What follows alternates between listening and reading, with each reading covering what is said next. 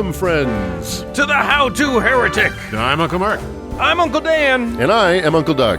And this is your user's guide to life on the outside. That's right. Leaving religion is the first step into a larger, better world. But it can also be a scary world. Things work differently now. Never fear. That's why we're here. We're your audio uncles, and with help from good friends and experts in all sorts of fields, We're going to share the stories and seek the knowledge to build a great life. After all, you only get the one that we know of, so you better make the most of it.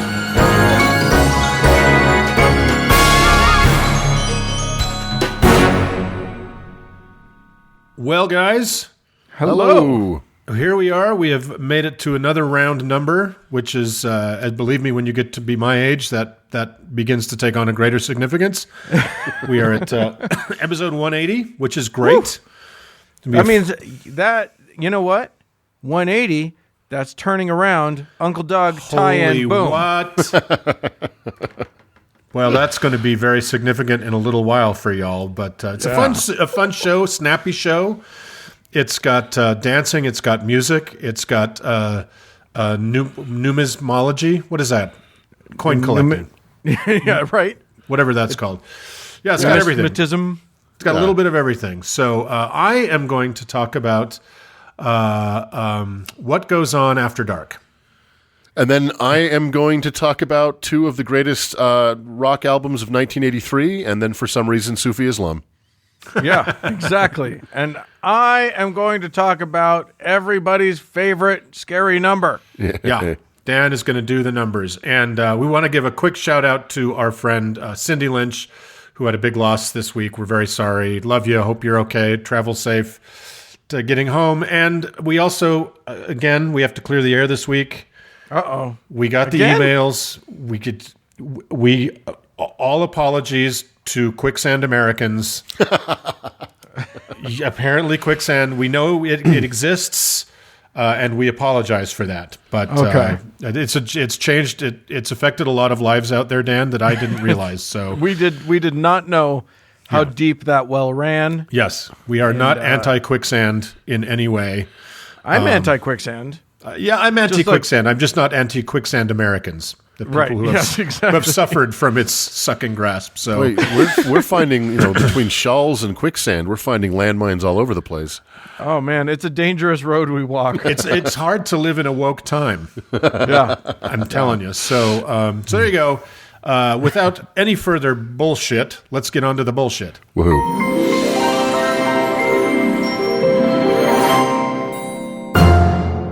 Hey, Uncle Doug. Hi. Hi. Listen, I've been looking for a new drag name for an act that I'm putting together, and and I don't feel comfortable with the with sort of puns. So I'm just looking for Your Anita cocktail, your head of lettuce, that sort of thing. Did the exactly. Thomas Jefferson estate finally come after you? Yeah. You don't want to piss off Big Jefferson. So I don't know. Maybe Uncle Mark, maybe you can help me out. Well, with that. I do. Let me see if I can get you into. How about the Night Hag? Ooh, Yeah. no, I'm already using that one. I've already got that. Okay. Well, let me explain a little bit about who this is. Is the night hag the fighter of the day hag? Did a little Sunny in Philadelphia deep cut for everybody.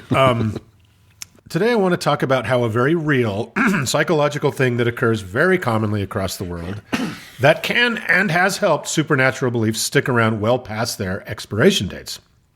And I want to begin this journey with an excerpted reading from a short story by a legendary author, me. This is one of many tales from my almost impossibly idyllic youth here on the verdant southern shore of the Great Salt Lake. And now, if you will indulge me, fellas. So we just jump into the action already in progress. Oh, yes. One such authority figure, Aunt Ethel, would occasionally brave the demon-haunted wastelands and travel southward to darken our door. A Canadian relative on my mother's side, Ethel saw herself as a spiritual warrior par excellence, or at least someone Satan himself saw fit to torment on a near daily basis. She would gather us vulnerable, tender souls in the cluttered basement family room to regale us with stories of her combat. Once, she told us, she was driving the family Winnebago loaded with her sleeping children through the Canadian Midwest.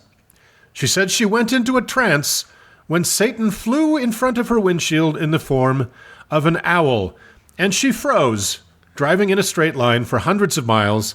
She watched every exit disappear behind her, and only the intercession of Jesus and her physical might, with which, she explained, she was able to lift the Winnebago off the roadway by the steering wheel and fly it off an exit to safety, and saved her life and that of her blissfully unconscious family.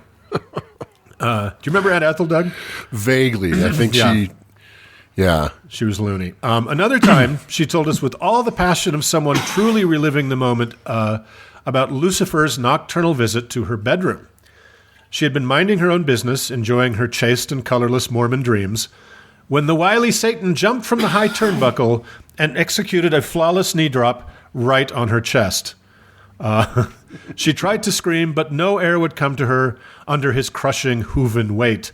She said she could feel her ribs breaking, her lungs bursting into bloody pulps. "Oh, Ethel, how did you survive?" I practically screamed. Somehow, even in the very moment of her death, by what any medical examiner would surely label a classic devil side, brave Ethel summoned enough air to blurt, "In the name of Jesus Christ, I command you to leave." Then a little bit louder, "In the name of Jesus Christ, I command you to leave." It was working. Oh, dear heavens, it was working. At this point in the retelling, Ethel was bouncing up and down on our tattered couch, pounding its cat-scratched arm like an ER surgeon trying to restart a Satan-arrested heart. "In the name of Jesus Christ, I command you to leave." Ethel was saved. She would live to menace the darkened roadways of Saskatchewan in her flying Winnebago once again. So, my Canadian supernatural sleep warrior, Aunt Ethel, to her mind, had her sleep interrupted on the regular by Satan himself. But if she had been from Newfoundland rather than Saskatchewan, she may have described her nocturnal intruder as the night hag. If she lived in the Islamic world, specifically Egypt, she would call it a jinn. That's jinn with a J, not the jinn with a G that visits Uncle Doug every night. Right. Or if she was Cambodian, she would call it the ghost pushes you down. If she was Italian, she might call it the pandafecce, the emuntadore, or the manachiciccio, or the kanishibari if she was Japanese, or maybe if she was a different kind of Christian in an earlier time, she would call this frightening being a succubus. You see, people all around this flat earth experience what my poor haunted auntie did all the time. A terrifying inability to move, the feeling of being crushed under the weight of a malevolent evil, and a form taking shape out of the darkness. Now, are we as a global community so haunted by legions of demons intent on squishing us in the night? Obviously, yes. Probably. Or rather... Very easy answer. Yeah, so that's the end of the segment. We're all done. Right. Dan has his drag name. Moving on. Or rather, are we a big, broad human family with a shit ton of fleshy hardware and software that occasionally gets a little fritzy? The human brain is so fucking complex with so much that can go wrong. It's amazing so much actually goes right as often as it does. That's true. Perhaps rather than a pantheon of culturally congruent boogies men, maybe there's just a certain percentage of us that experience the fairly common physiological condition known simply as sleep paralysis. People who report these nocturnal attacks universally experience them at one of two very specific moments during their sleep cycle. Either just as they're falling asleep or, more commonly, in the first moments of waking up. Now, I've had a few instances of sleep paralysis. One was 20 years ago-ish, and it scared the living shit out of me. And a couple very recently, after I knew what it was, and they were also weird, but since I knew what was happening, I tried to have a little fun with them. So, have you guys ever had it? Sleep paralysis? I've never had it. I don't think so. I've heard of it, but yeah. No, I've never had it. So what does science think is happening in these moments? Well, one of the cycles we normally go through when we sleep is REM, rapid eye movement sleep. And that's when we're dreaming. Now, evolution has given us a little gift to keep us from hurting ourselves or others during our dream state. We essentially become paralyzed. This prevents us from responding physically to whatever yard sale of images and sounds we're experiencing in our dreams, right? It's actually quite clever. It's lucky we have it. And while this keeps us safe under normal circumstances, if there's a little misfire in the old thinky meat, wakefulness and REM paralysis can overlap. So your brain becomes partially or fully conscious before your body does. So for people unused to the sensation of paralysis, this results in the feeling of being held down. Panic instantly ensues, but conscious control over breathing is also shut off at that point. It's all automatic. So the wanting to draw a huge breath in a moment of panic is not responded to, so one can feel like they're either being crushed or strangled. The panic is a mental state called threat hypervigilance, where the amygdala, an ancient part of the brain that is basically the fear center, goes into hyperdrive. Way back in episode 20, Dan talked about the phenomenon called pareidolia. And that's the thing that happens when you're, for instance, walking alone at night and your brain begins to make you conjure faces out of the darkness, right? You start seeing these patterns. It can be frightening, but it's an evolutionary development that likely gave us some small advantage in trying to detect a threat hiding in the tall grass. Well, during threat hypervigilance, in our greatest moment of fight or flight, the pareidolia phenomenon cranks up to 11. So people laying there in an existential panic, suddenly unable to move, very quickly construct faces, voices, or whole figures out of the darkness. In my last two experiences, there was a deep animal-like growling behind me as I tried to push it away by rolling onto my back. Interesting. Now, I don't want to downplay how traumatic these experiences can be for people. They are fucking terrifying, and they can last anywhere from just a few seconds, with some going as long as 6 minutes for people. Oh, my God. That would be Of terrifying. total paralysis, right? Yeah, if you don't know what the hell's going on, that would be just eternity. Shock. So my first one that I mentioned was about 20 years ago in a hotel in Moab. I think I've told you about this, Doug. Yeah, I think so. It was the middle of the night, and I woke to an incredibly intense buzzing sound. I was unable to move and felt unable to breathe. There was a tiny bit of light from the parking lot coming through the yellow curtains, and the buzzing felt like it was coming from the darkest corner of the room. So my eyes darted in that direction, and in the darkness, I saw kind of materialize a very thin form with a long neck bent to one side, with a small head peering over at me. Its skin looked like a liquid, dark, metallic material. I tried to jump up, but I couldn't. The buzzing became more intolerable until finally I could move, and in my panicked reach for the lamp, I knocked it off the nightstand. So I had to jump out of bed and fumble with it until I got it on. There was nothing there, right? Right. So needless to say, I didn't sleep a wink for the rest of the night. It was like 3 a.m, and I just turned on the TV and stayed up the rest of the night. I even asked the front desk the next morning if anyone had any, complaints about the room. She looked at me funny and said, no complaints. Well, what I know now that I didn't know then is that my REM paralysis got some of its peanut butter on the chocolate of my brain being suddenly awake, and my panicked brain painted a malevolent culprit into the darkness, giving me the fright of my life. But here's where it gets even more interesting. Despite my loony aunt's successful attempts to scare the shit out of baby Mark with her nightly combats with the devil, your Uncle Mark is not a religious man.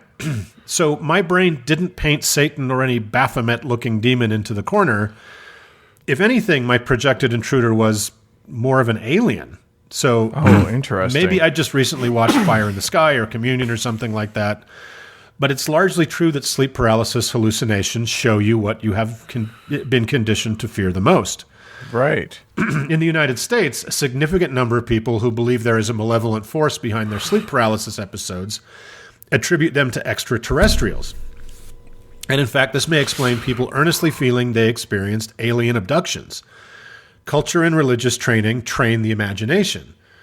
Now, there was never a single reported case of alien abduction in the United States before the sci-fi TV series The Outer Limits aired an episode about a fictional alien abduction in 1961. Really? Oh, that's fascinating. Yeah, never a single report. And shortly after that, a couple, one or both of whom may have experienced sleep paralysis, reported being abducted. And their description of their captors closely matched the rubber alien heads on the TV show. Huh. Yeah, it's kind of crazy. That Then makes a lot of sense. a TV show about their alleged experiences was made and aired in 1975, and reports of alien abductions went up in the U.S. 2,500%. Oh, my God. Yeah. So people who see aliens as a result of their sleep paralysis come to believe they are being redeposited in their homes after a night of probing. A lot of people talk about seeing a figure. This is fascinating. A lot of people talk about seeing a figure that they call the Hat Man during sleep paralysis. Worldwide, his description is stunningly similar. Tall, lean, with a fedora accompanied by a terrifying aura of evil. But he was never reported before 1984. So what happened in 1984? Wes Craven released his horror phenomenon, A Nightmare on Elm Street, in which an often silhouetted Freddy Krueger is a dead match for descriptions of the Hat Man.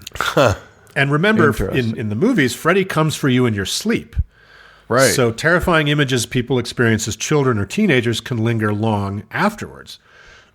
Which leads to another interesting fact I found in the research.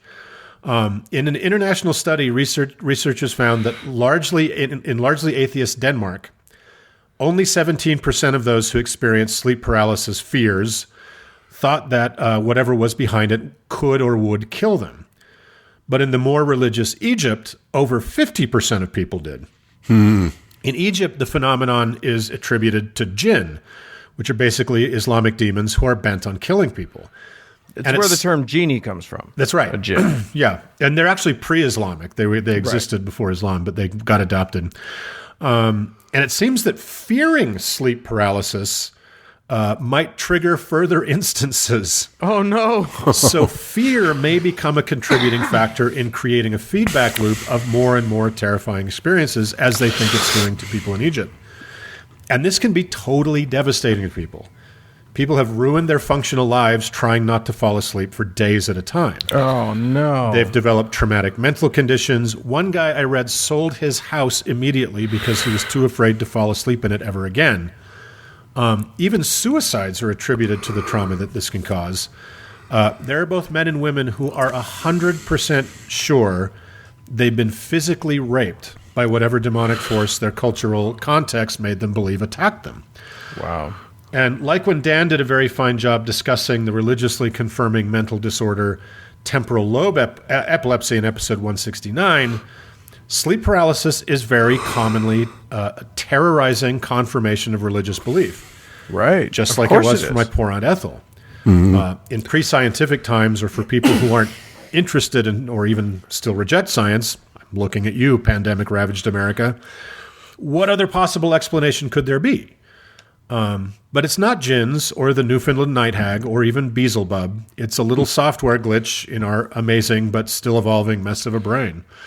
So that's sleep paralysis, which is really a very spooky thing if you have it. But once you understand what it is, it still sucks. But it's not the devil. Yeah, it's so interesting when you talk about the abduction narrative and all that sort of thing. It makes a lot of sense to me that you're waking up out of your deep sleep. Whatever dream you were having in that moment, Exactly right. gets tied directly into what's happening in your paralysis state, and suddenly you can have that could go in all kinds of crazy directions. Yeah, you jump in your internal narrative from the dream state to consciousness like that. Yeah. Right, and so that doesn't mean that the dream state is necessarily over. You may not only is pareidolia at work, and you're creating images in the darkness to try to figure out what to focus your fear on, right, and what to respond to. Right. You may still be in the narrative of whatever that dream was. So it's possible you were dreaming about aliens, and if you're scared of them, and then suddenly there they are in your room, and you can't move. Yeah, Well, and if you're in the middle of a scary dream about aliens, that fear thing that you were talking about is heightened. Yeah. So that's probably going to increase the chances that you're going to have the night terror there, or the paralysis, and then boom, it all feeds on itself. Well, it stands to reason that there could be a another side to this coin, because I've never had sleep paralysis, but I have on not many occasions in my life, but like been running in my dream or slipped and fallen in my dream, and I've kicked my legs up. I knocked a shelf full of books onto myself one time. I've knocked shit off the nightstand, and this doesn't happen often, but where it's maybe my paralysis is lifted before I'm out of my dream state. Yeah. Well, there's another phenomenon, and I can't remember what it's called, that specifically has to do with the sense of falling. Right. That wakes you up. Right. And they think that may come from when we lived in trees, when we slept in trees, to keep us from falling out of the tree unconscious, right? So I can't remember what that's called, but yeah, it's. I didn't realize that you were generally fully paralyzed during your dream. Yeah, that's interesting. It is interesting too, because we've talked about this many times. Is what would you do? A question posed by a religious person to an atheist: what would you do if you saw a vision of the Virgin Mary or of Jesus? And the first thing I would do is drive or hopefully get someone to drive me to a hospital, right? Because I think it's easy to assume, and oftentimes correct, that these things are issues with the brain chemistry. Well, look, I'm try to be as rational a person as I can, and I was an atheist when this first thing happened to me 20 years ago.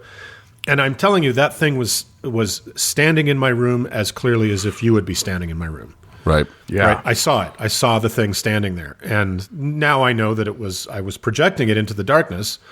But it was terrifying. And if you look at someone like our Aunt Ethel, this became one of the defining things about her life. Mm. Right?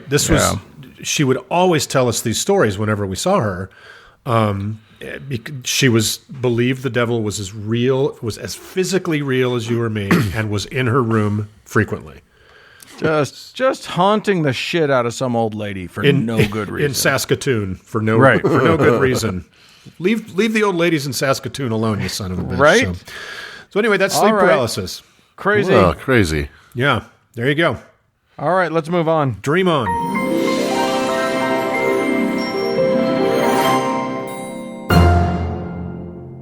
Well, Uncle Daniel, Hello. if you're like me, And I am. And you are. We're more alike than different. You love the pop disco hits of the 1980s. Who doesn't? Right. And because I know what you're thinking, and you know what I'm thinking. I'm thinking of Dead or Alive's 1983 smash hit, You Spin Me Right Round, Baby, Right Round. Like a record, baby. Which was so monotonous, it made it impossible to forget.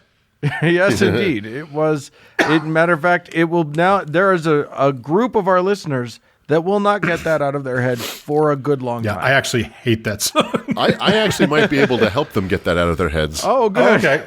By implanting something worse? Exactly. Well, Is this a segment about Baby Shark?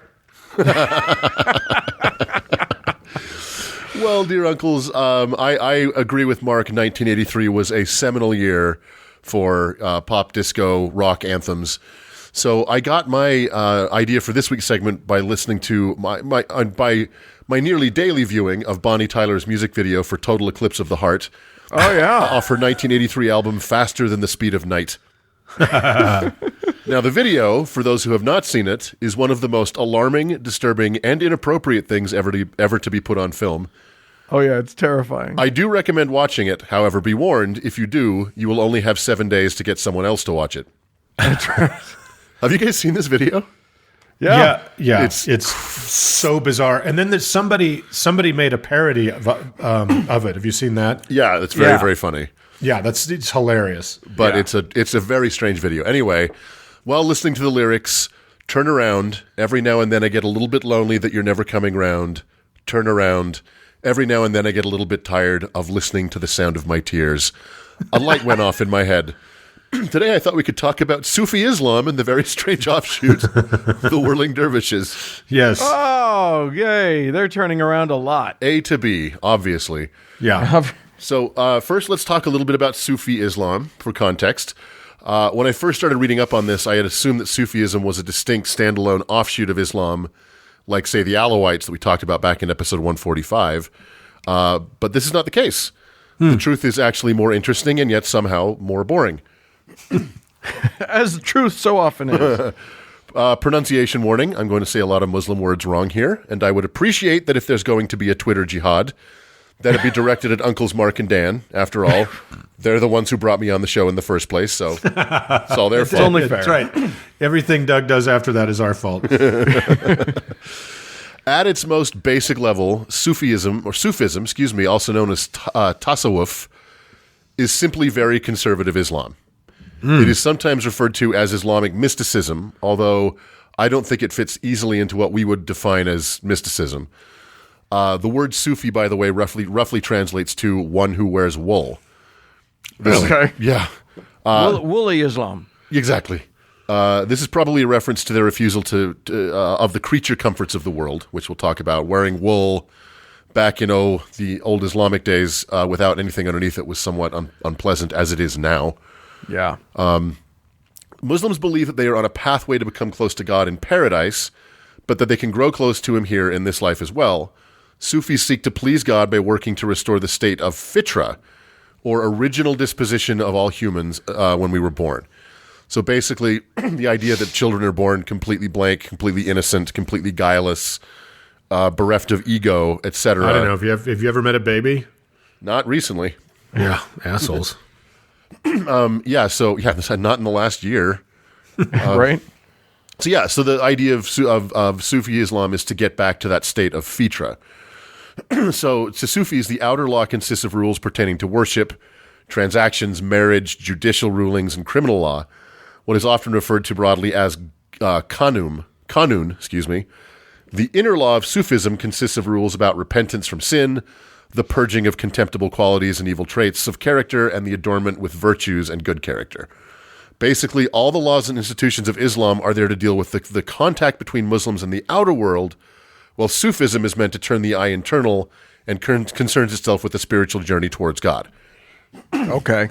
Therefore, pretty much any Muslim, whether Sunni or Shia or anything else within greater Islam, can be a Sufi without having to abandon their specific identity. Interesting. Yeah, so you can be a Sunni, Shia, Alawite even, and be a Sufi, and maintain that other identity. Based on having a lot of wool. Exactly. The more wool, the better. However, at least historically, Sufism has been made up primarily of Sunnis. So just a quick reminder, I'm sure everyone knows this, but the Sunni sect is the branch of Islam that followed Muhammad's friend and father-in-law, Abu Bakr, after his death, rather than his son-in-law and cousin, Ali ibn Abi Talib, which became the hereditary branch of Islam known as Shia. So Sunnis make up something like 85 or 90% of all Muslims, so they made the right choice going with that sect, I suppose. Which one of them is the Brigham Young? I forget. A Sunni. Okay. We're the Brigham Young, we're the Sunnis of the Mormon religion out here. It's literally freaking true. However, over time, Sufism made inroads to all branches of Islam, even though it started with the Sunnis. So Sufis are typically pretty ascetic. That is to say, they go even further than many conservative Muslims in eschewing the things of this world. Specifically, they endeavor to practice only the form of Islam that was practiced by Muhammad. In some cases, this means restricting their diet, clothing, language, and actions to those that would have been available to Muhammad and nothing that came after. Famously, one of the founders of Sufism, Bayezid Bastami, is reported to have been so devoted to Muhammad that he refused to eat a watermelon because he could not establish whether Muhammad had ever eaten one. Oh my God. And that's a fairly common thing in Sufism, especially older Sufism. One can imagine how difficult this lifestyle would be in the modern world. So not all Sufis take it to that extreme. Sufism was born very early in Islamic history, within years of the death of Muhammad. Indeed, Sufis believe that Muhammad himself was the first Sufi. Since Sufism does not exactly have a distinct belief system than Islam, but is just more of a devout version of it, it thrived along with Sunniism as the Islamic religion went multi-continental. Sufism has established itself throughout time and space with the establishment of various Sufi orders.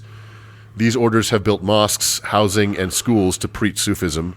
Think of them very much like monastic orders of the Catholic Church. It's a really apt comparison.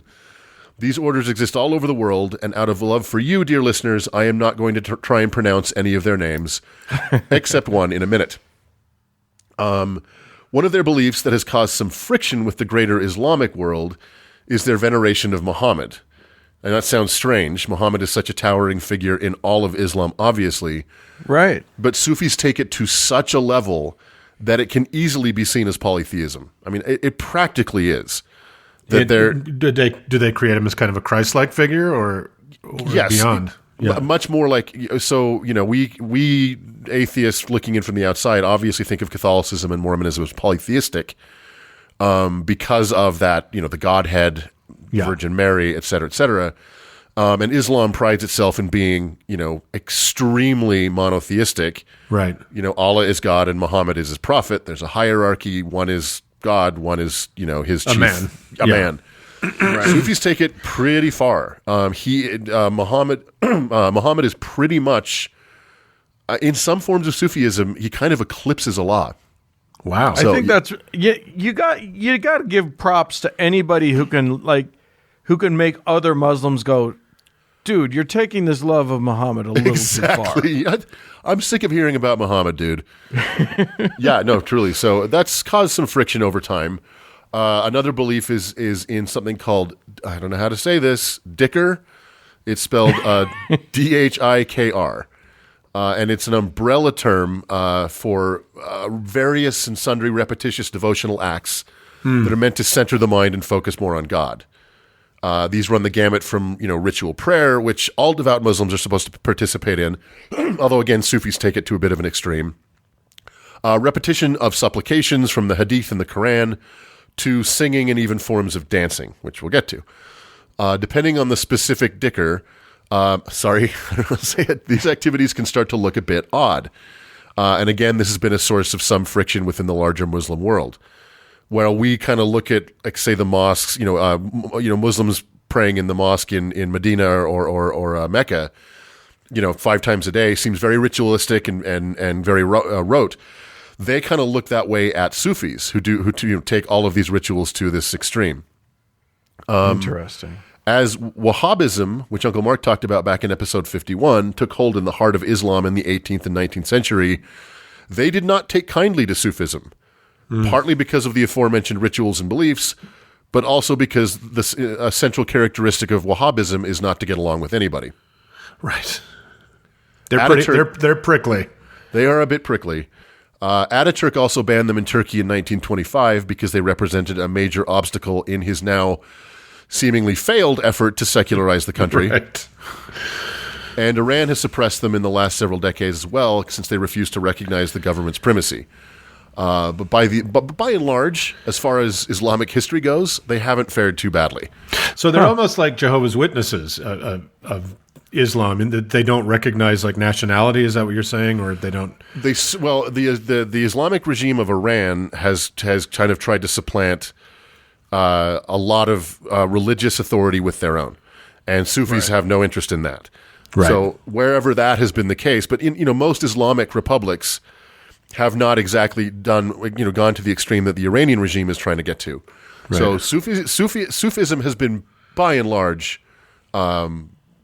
accepted, but it's more of just I was trying to struggle for a way to think about it, and I kept coming back to Opus Dei. It's almost just an extremely devout form of Islam. It doesn't have a lot of beliefs that are distinct, just a lot that are taken really far. Right. Huh. So this at last brings us to the infamous whirling dervishes.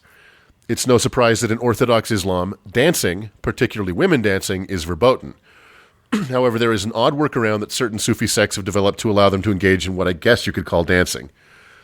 As I mentioned before, a large part of the Sufi practice is dhikr.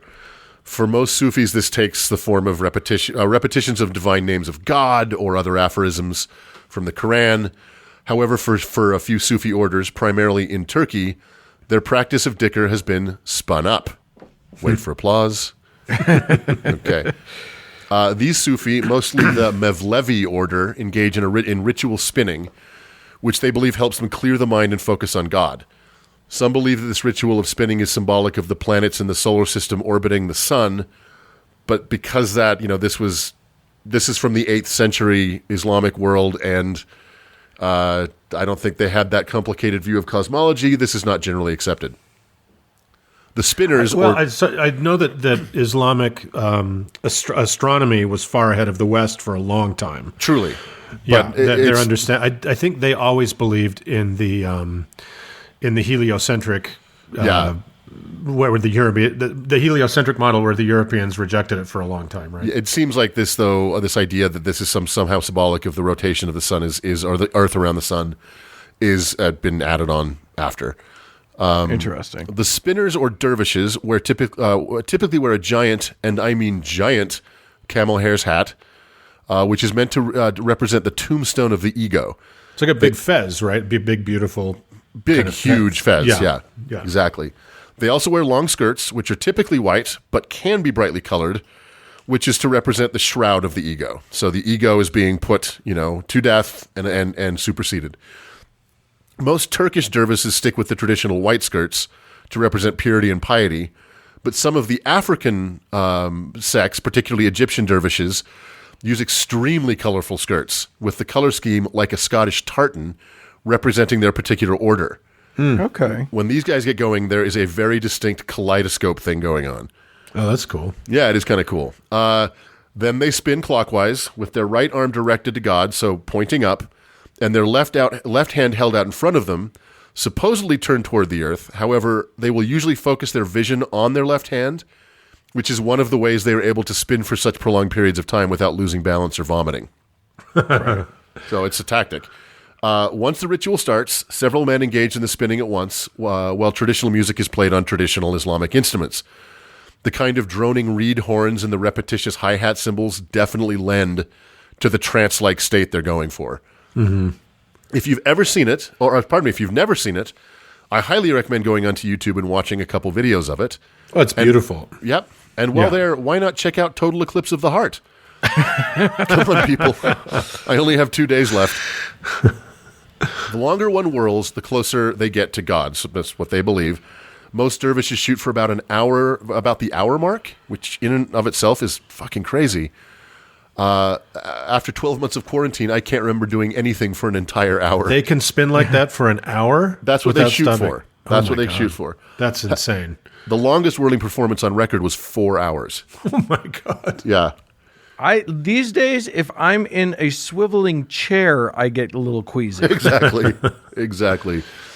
Let me ask a quick question, Doug, and I don't know if I'm making an assumption here, but because the term whirling dervish is something from my childhood that I remember, I'm assuming it's probably a racial slur now. It's actually not. It's not. Okay. Dervish, the term dervish is referring to, it's like a beginner in the path towards God is a dervish. And so it's perhaps shockingly, and I don't know if this is universally true, but the term whirling dervish is not necessarily an epithet. Okay. Yeah. We can make it one. Let's go. Let's work towards that. Patreon goal. This practice was first established in the mid-13th century, so it's been around for a while. And during the moments that Islam and Christianity were not at war, it has been a source of fascination in the West. And so inevitably, it has become a tourist attraction and revenue stream. Sure. Although many of the most pious practitioners do not perform for tourists, in the high tourist areas of the Middle East, say like Turkey, not so much Yemen, one can go and watch a dervish performance. The dance form has been adopted by some non-Islamic communities, but mostly as a tourist attraction. It has even made its way, of course, into the New Age movement as a form of meditation and stress relief. Of course it has. Of course. It's easy to see why some would imbue this with some form of spiritual power or mysticism. It sure looks weird.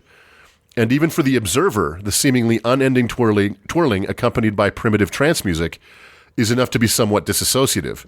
I can only imagine what the practitioners experience. However, at its heart, it's just spinning. So let's end where we began with the immortal words of Bonnie Tyler. Once upon a time there was light in my life, but now there's only love in the dark. Nothing I can say. A total eclipse of the heart. Oh, there you go. I really like how you tied that all up with a bow at the end. You're welcome. It's not just a completely random pop culture reference. I believe in the craft. Yeah, I think I've seen it. The great one of the greatest perpetrators of cultural appropriation of all time, who goes by the name simply Madonna. I think not only stealing people's cultures, but stealing the children of people's cultures. Like, hasn't she like Angelina Jolied a bunch of adopted kids? Anyway, but in one of her videos, I remember there was like a dervish thing, and it's very beautiful, but yeah, it's she very just beautiful goes around the world stealing people's shit. I expected it to be. I don't know what I expected. I thought there was. I hate to say it. I thought there was more to it, but there is. It's just one of the many kind of ritual practices that they just do to clear their heads. And we're just gonna, just so you know, our next Patreon goal, if we hit it, all three of us will, for a YouTube video, see how long we can go before one of us vomits. It'll be a very short video. Exactly. Yeah. So there you go. All right. Well, let's spin out of here.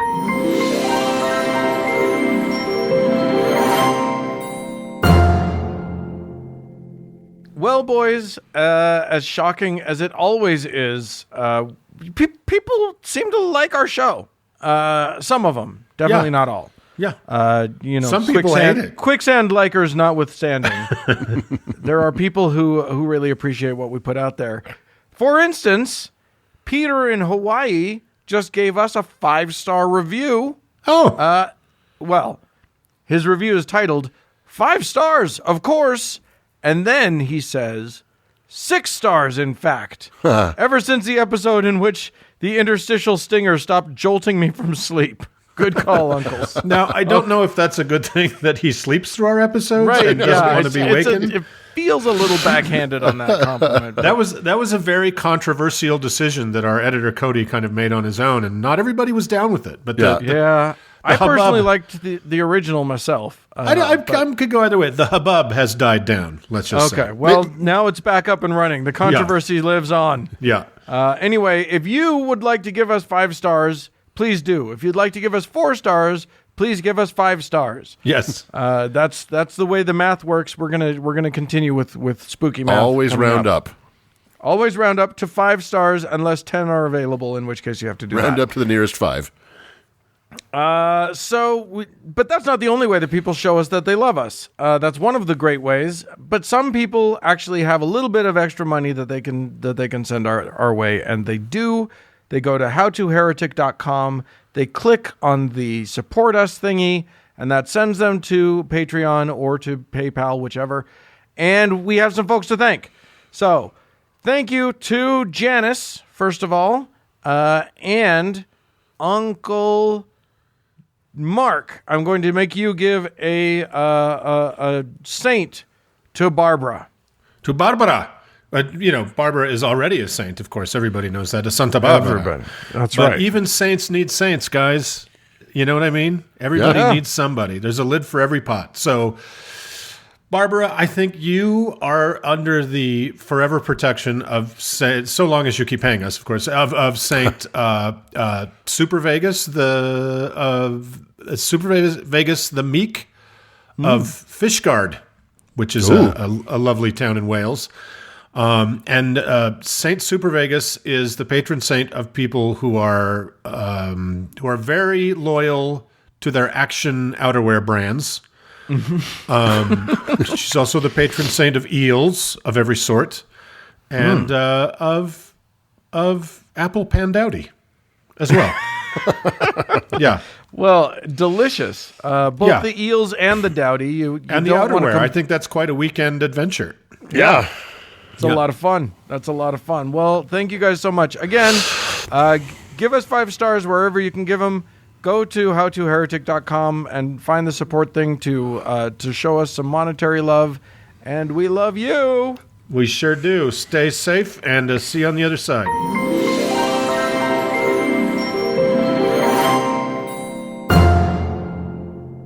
Uncle Mark. Yes.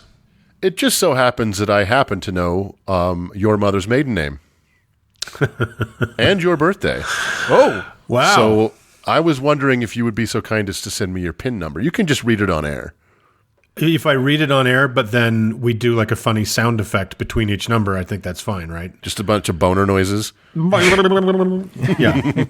Yeah. You probably have my PIN numbers as well, so. Probably. Well, some numbers are more important than others. Yeah. And- that's true. Yeah. Speaking of it, I'll start with an anecdote, if I may. Please. A few weeks ago, I went for a socially distanced walk in the Salt Lake City Cemetery. Oh yeah, one of my favorite places to go. I know Uncle Mark, you enjoy a good walk among the dead as well. I do. It's a little tore up right now, there, isn't it?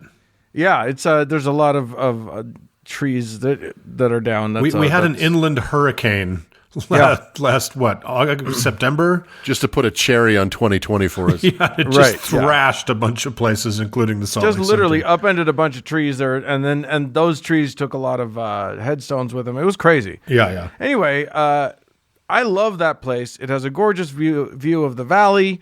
It's frequented by wildlife coming out of the mountains. I see deer there all the time, but this last time we saw a coyote. Oh, that was kind wow. of cool.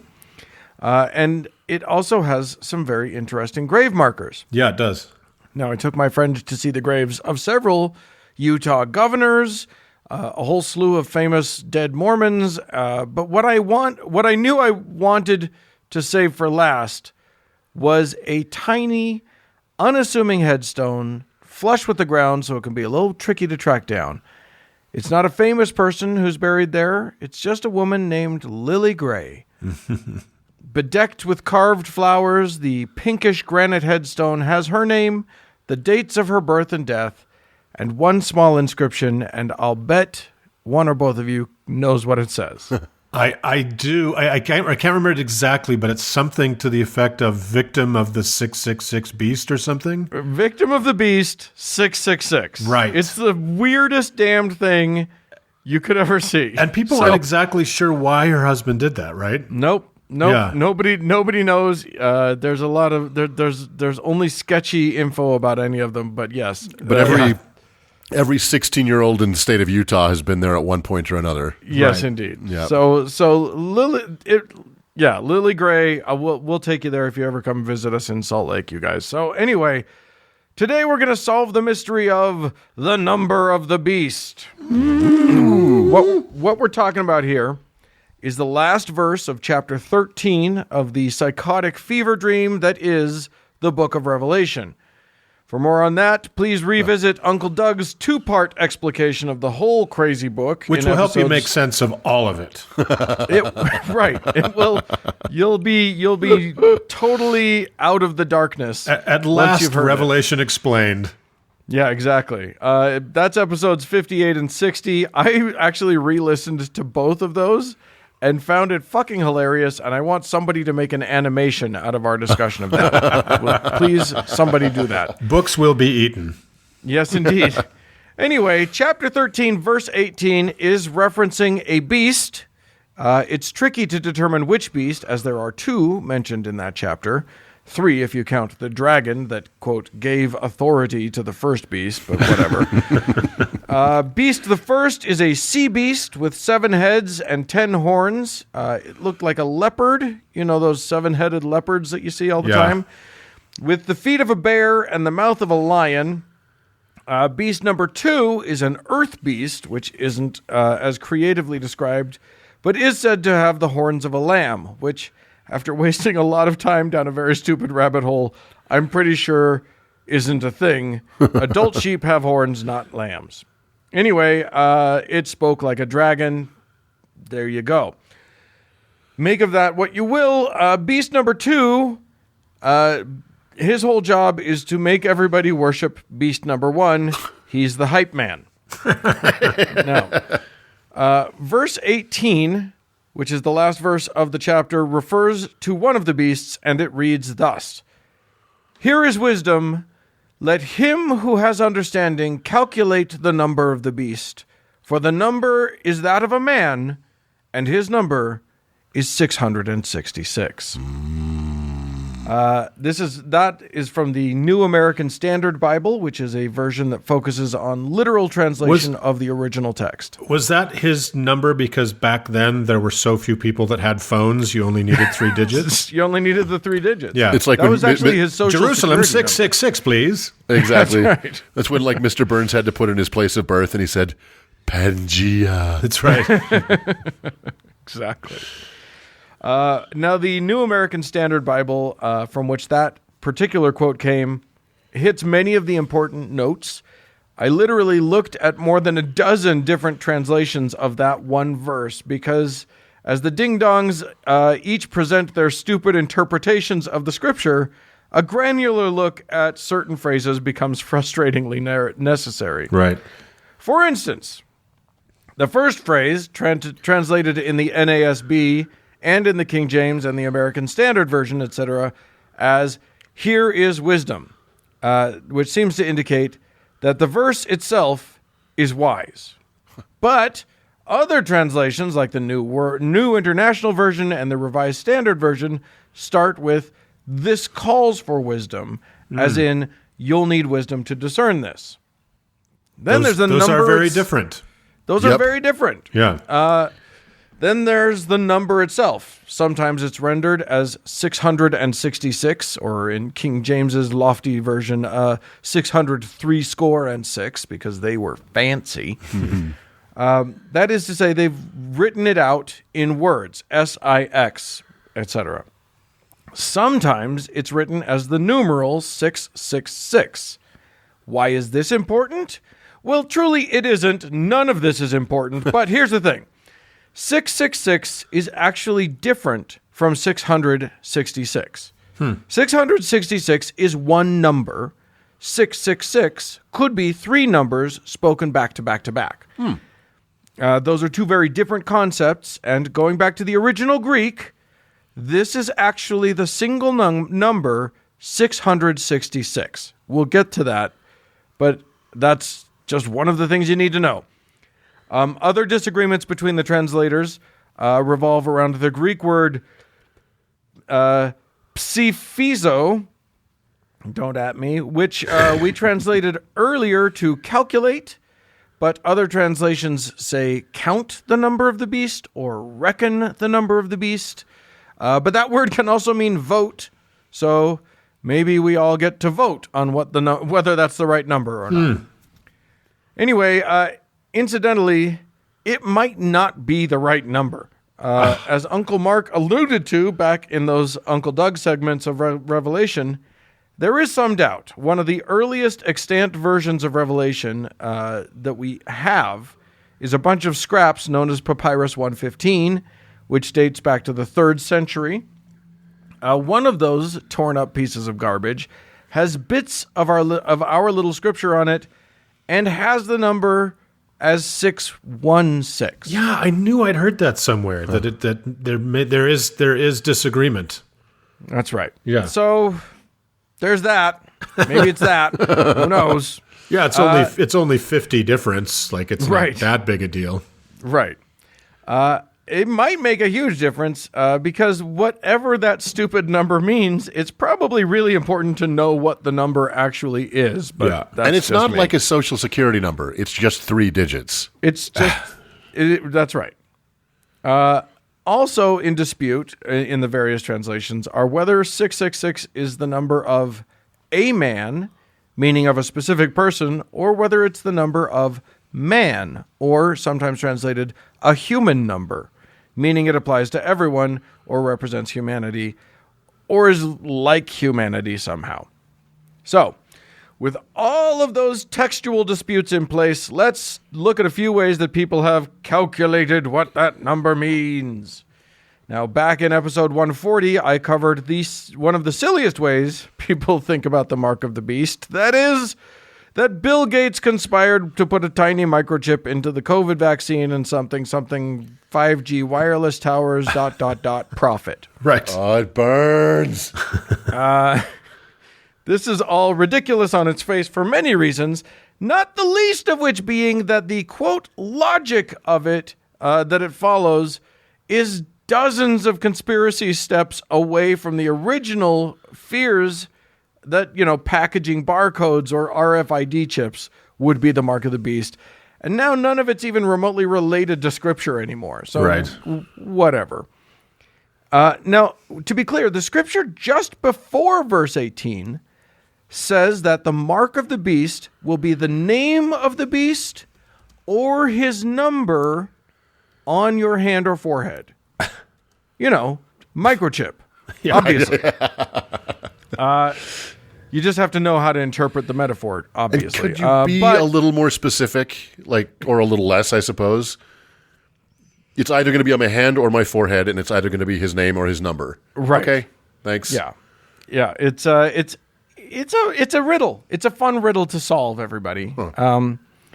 But let's get away from the real loony stuff and just get into some things. Here's another explication of that number that's pretty common. Remember how this number is the number of man?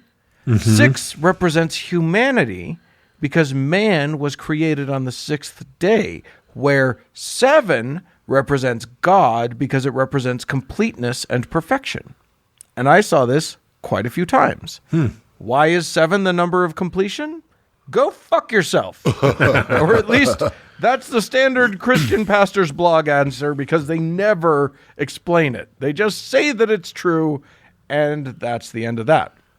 Anyway, in the ancient Hebrew, according to these guys, if you want to exalt something a lot, you say it 3 times, like in Isaiah when the seraphim sang, "Holy, holy, holy is the Lord of hosts."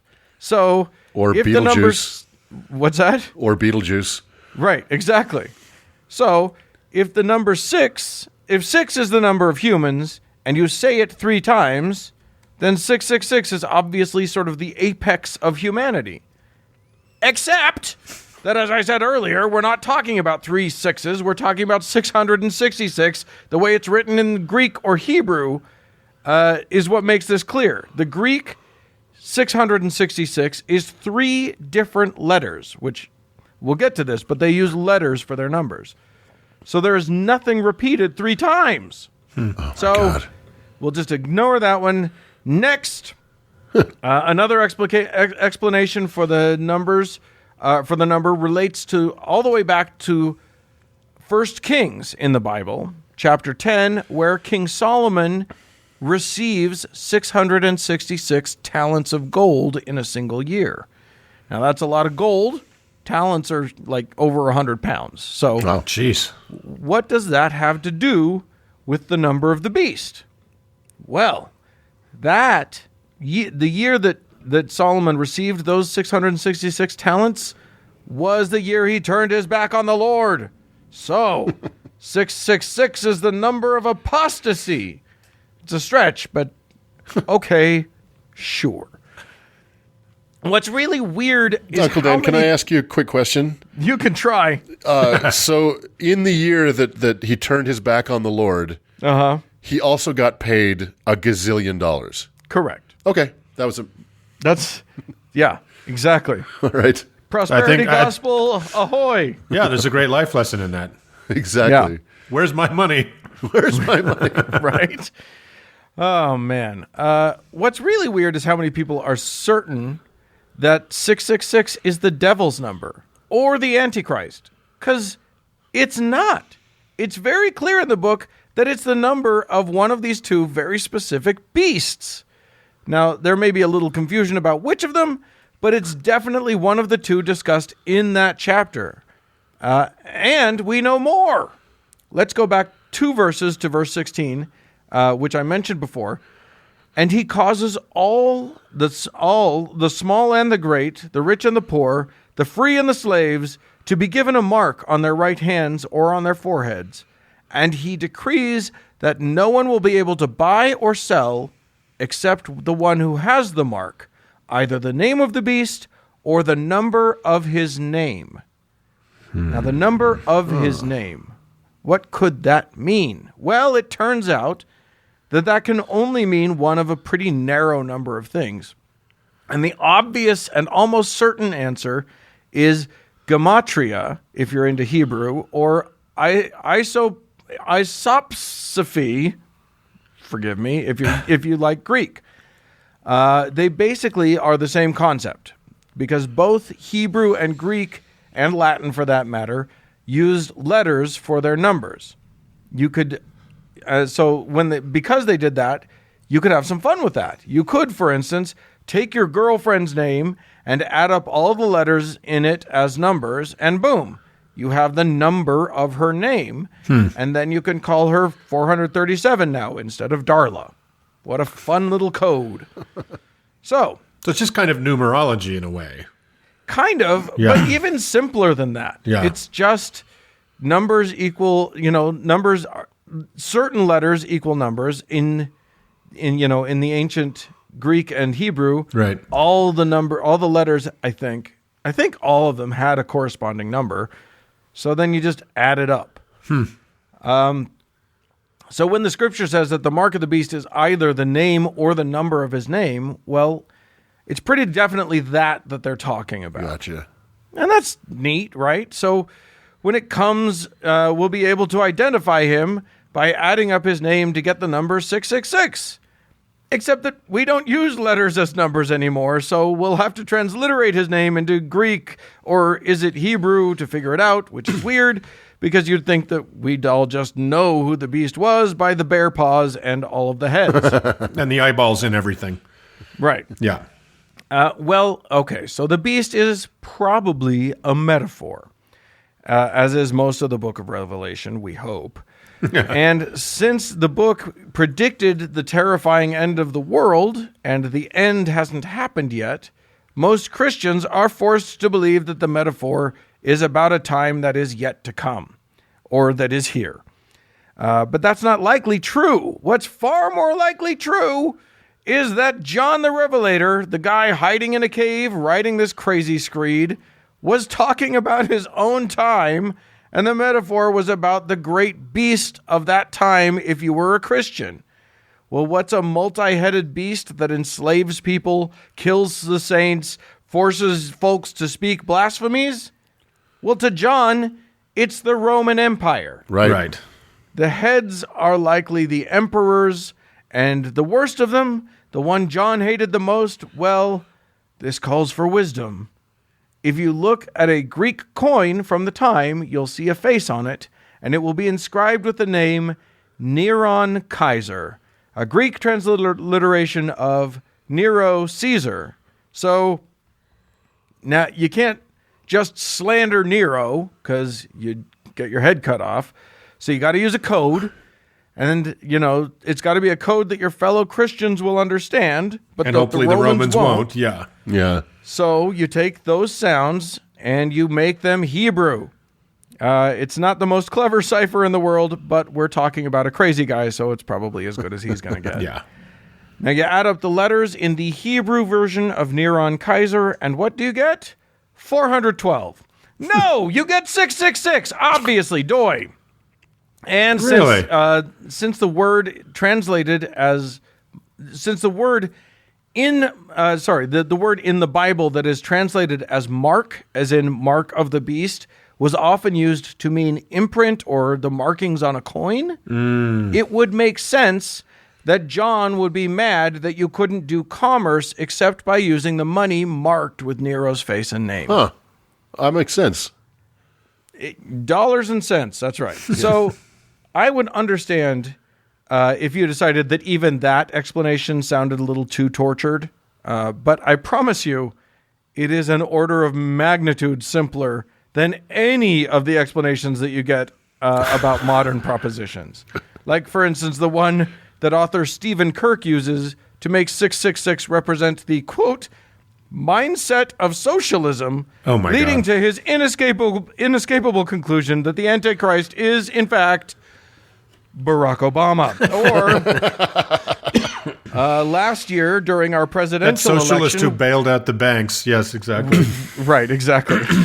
Or last year during our presidential election when Dilbert cartoonist and certified right-wing wackadoodle Scott Adams tweeted that it was, quote, probably just a coincidence, but when you divide 2020 by 666, you got the number to text the Biden-Harris campaign.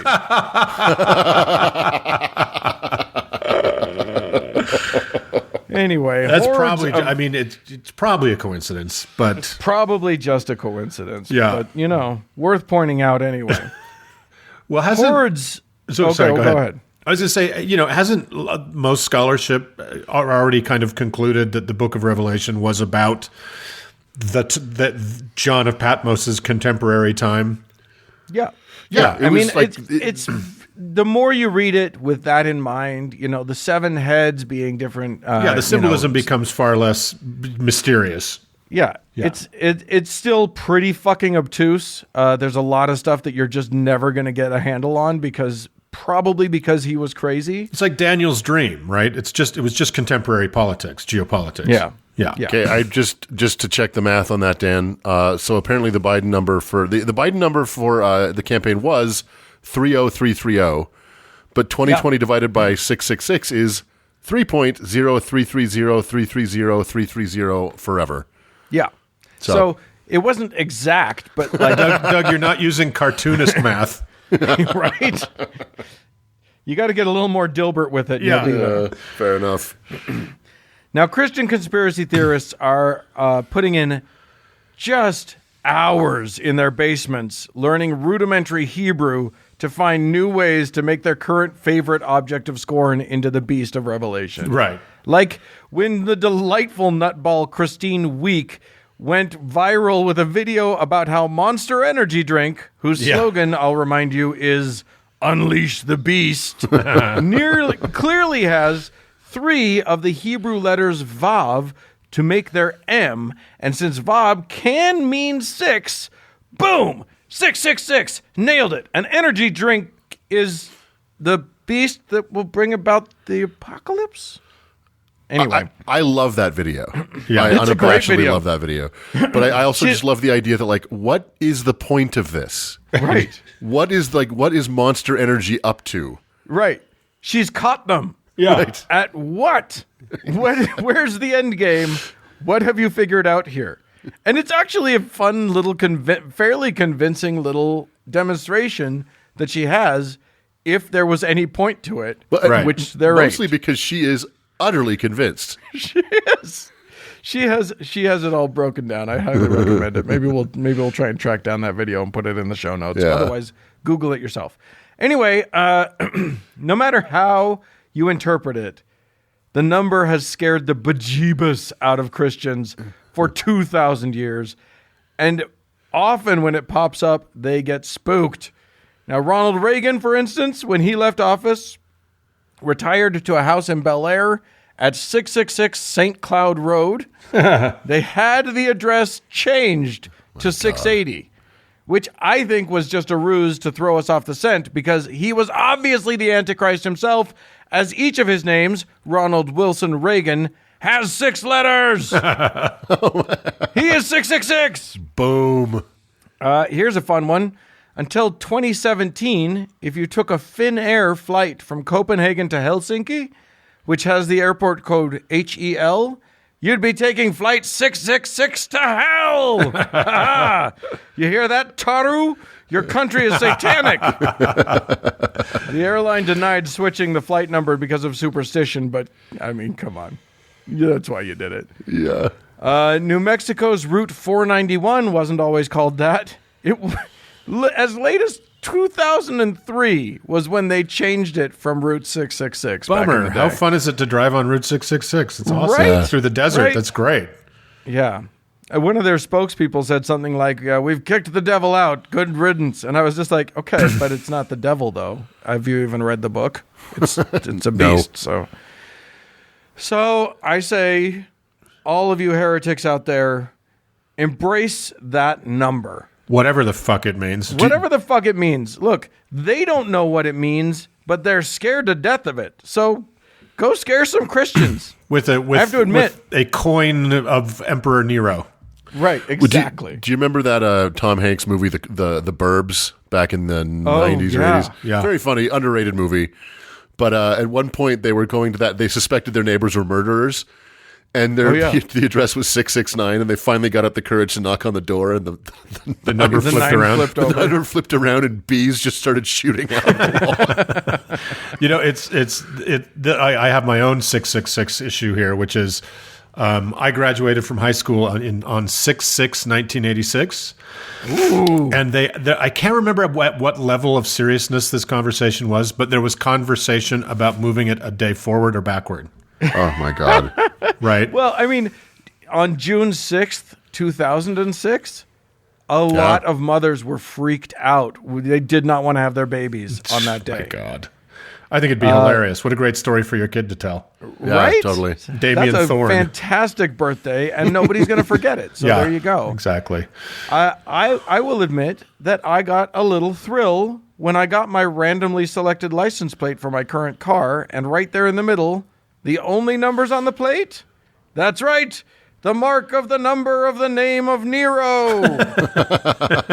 You drive a haunted Chrysler Sebring or whatever that is. I do. So I'm hoping, I have a friend who also has 666 on her license plate, and she loved it because she was hoping that if, a thief came to steal her car and saw it, maybe they'd be Christian enough to just leave it alone. You're hoping for a good Christian thief at that point. So there you go. All right. Well, there it is, 666. All right. Right on. Love it, live it, learn it.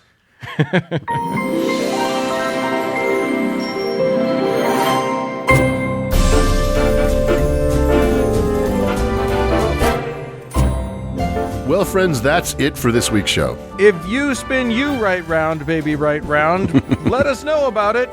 You can send an email at howto@howtoheretic.com. Or if you're some kind of weirdo that likes kneeling on people's chests in the middle of the night, you can leave us a voicemail about it, 903-88-HOW-TO, which is 903-884-6986. Also tell me about it on Twitter at HowToHeretic.